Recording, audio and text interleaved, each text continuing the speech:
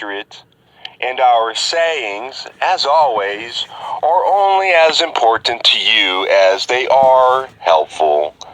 We are those of mortal opinion who know nothing for sure.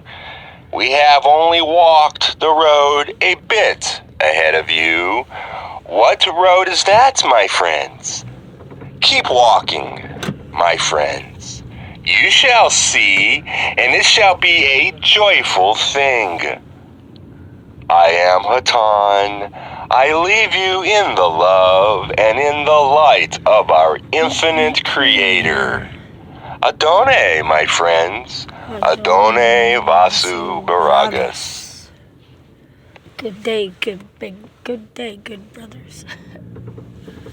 I am Hatan, and I greet you in the love and in the light of our infinite Creator. Hatan is a force density give being you many off hopes planet. and blessings That's who for the Hatan opportunity to speak with you this evening, for the opportunity to share our lives with yours through these few precious They vibratory telepathically channels inconstants, for we which you humans call down here. moments Pretty of cool. time. We would like to tell you a story, my friends, of a princess. The heroine could just as easily her have name's been a Kari, prince just upon kidding. some levels of storytelling.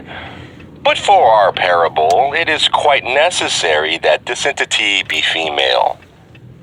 As is the custom in fairy tales about princesses, she was awaiting one man who could stir her heart, a heart that was hard bitten by many, many years of power and lonely beyond words because of that power.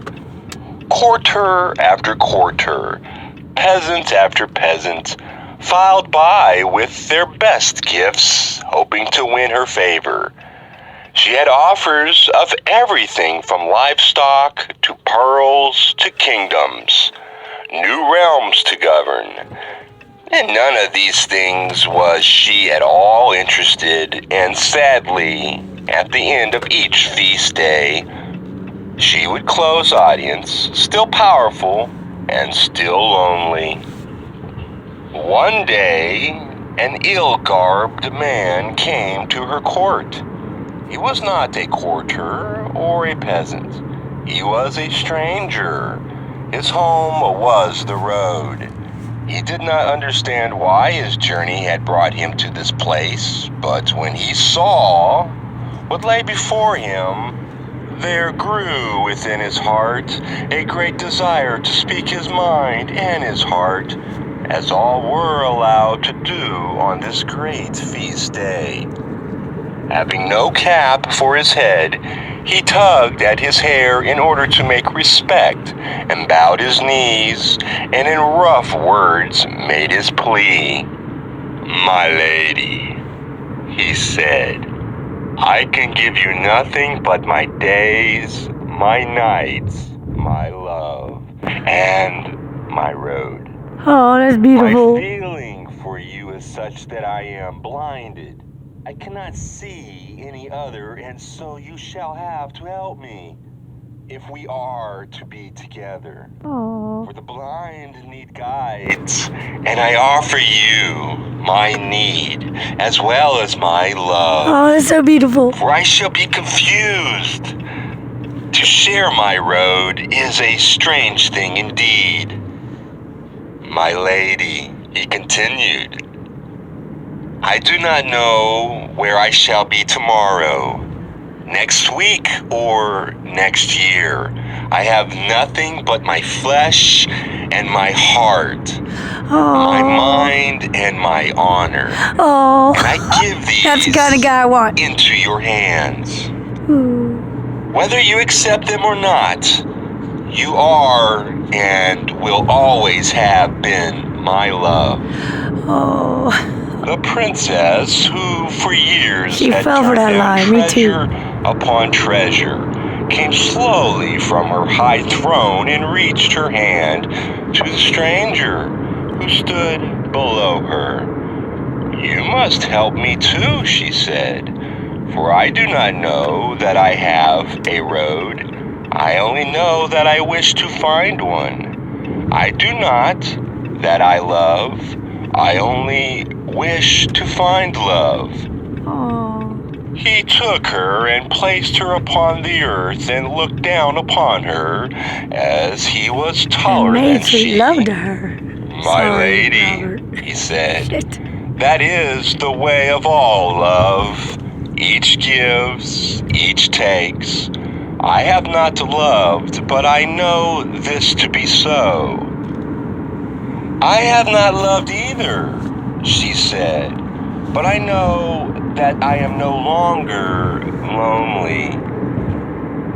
The ill-paired couple did not stop for retainers or for chairs to carry them or for any of panoply or pomp of her circumstance, for that was not his road. They began to walk, and within the hour they were out of sight, even to the keenest eye of those in the kingdom at the great fair.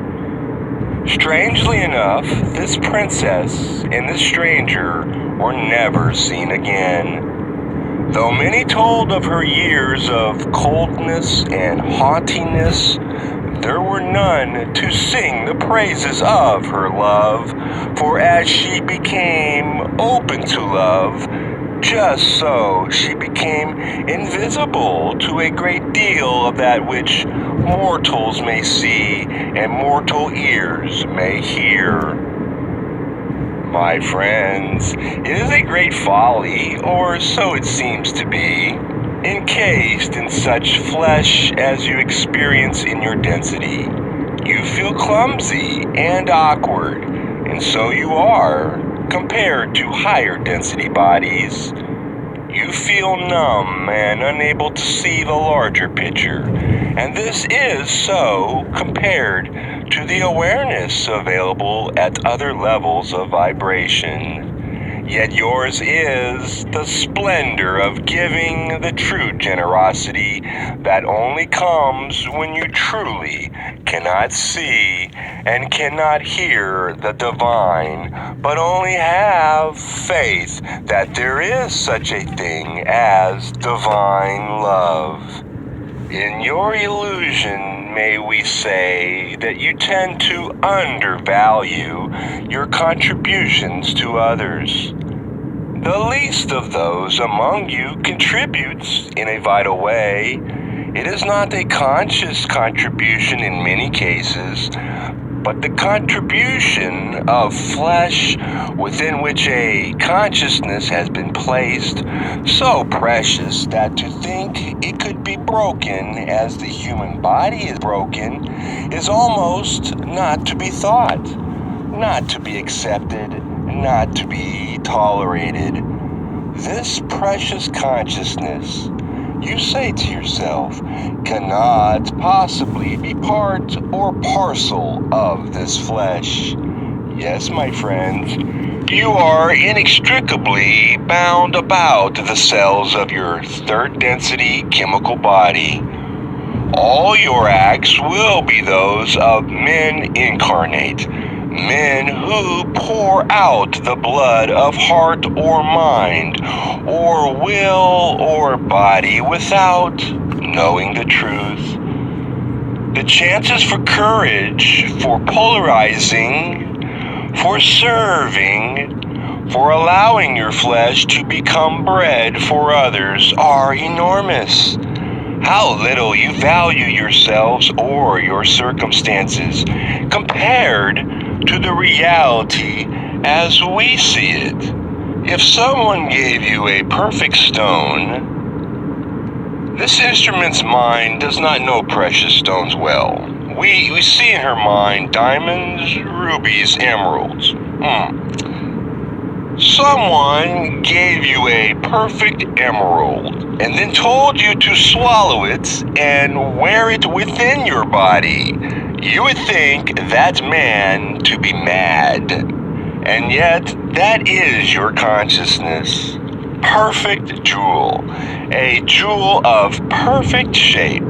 Not tossed thoughtlessly into a body, but placed with care, with love, with wisdom, into flesh that you may pour out your life beautifully if you wish, having nothing more to go on than deep felt feeling that this is your road. You see, my friends, we must many times use females for those who receive and males for those who offer. But that is the archetypical nature of your sexuality. In actuality, each of you is both receptor and giver, taker and nurturer. Never doubt your worth to those about you. Never doubt that your nurturing is questionable, any more than you doubt that there is a land in which princes and princesses have grand fairs. Where did these thoughts come from if there is not a level of knowledge which tells you about yourself? We offer this teaching to you in humility and are so grateful for the opportunity to speak with you. That is all.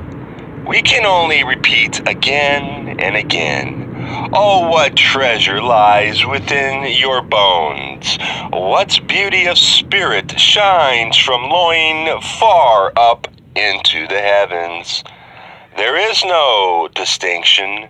There is no being cut off. The illusion seems to cut you off, but you are a treasure indeed, each of you, just as you are. And in the flesh you shall learn 20, nay, 100 times better to serve, to love, to give and to accept, to take, to receive.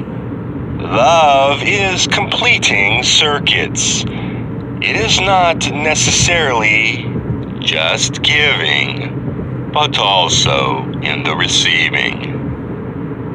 Think about it.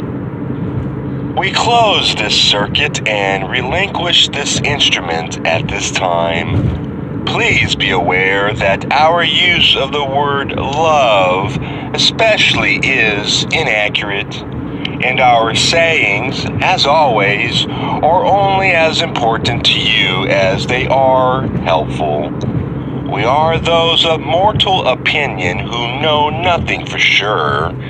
We have only walked the road a bit ahead of you. What road is that, my friends? Keep walking, my friends. You shall see, and it shall be a joyful thing. I am Hatan. I leave you in the love and in the light of our infinite Creator. Adone, my friends. Adone Vasu Baragas. Wasn't that beautiful? What a beautiful story, everybody. I love you. Have a good night.